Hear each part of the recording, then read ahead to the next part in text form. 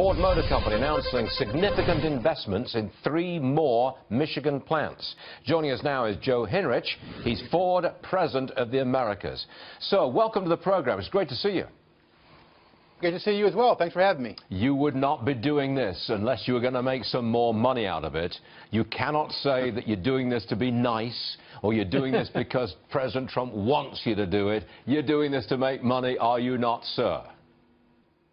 We are, and we're excited about the Ranger and Bronco coming back to the portfolio. We should make good money on that, and of course investing in our engine plants and the data center, which is very important for serving our customers in the future. Yeah, would you tell us exactly what you're doing at these 3 plants and how much money you're putting in?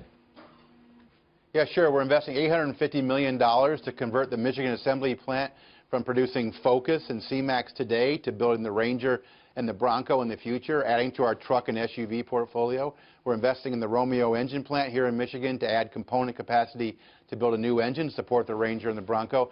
And importantly, we're adding a new data center, a $200 million data center at our Flat Rock assembly plant to give us the capacity we need to handle all that data coming from connected vehicles and autonomous vehicles in the future to be able to serve our customers in new and better ways.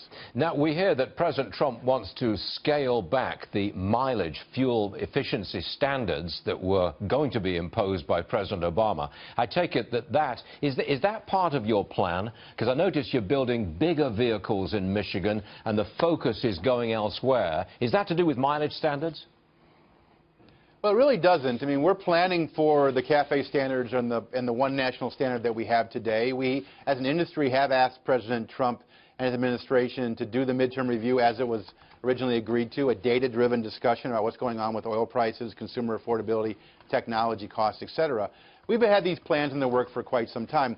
But remember, we're also investing in 13 new electrified vehicles. We made an announcement in January to spend $700 million and add capacity in Flat Rock, Michigan to build an all-electric SUV.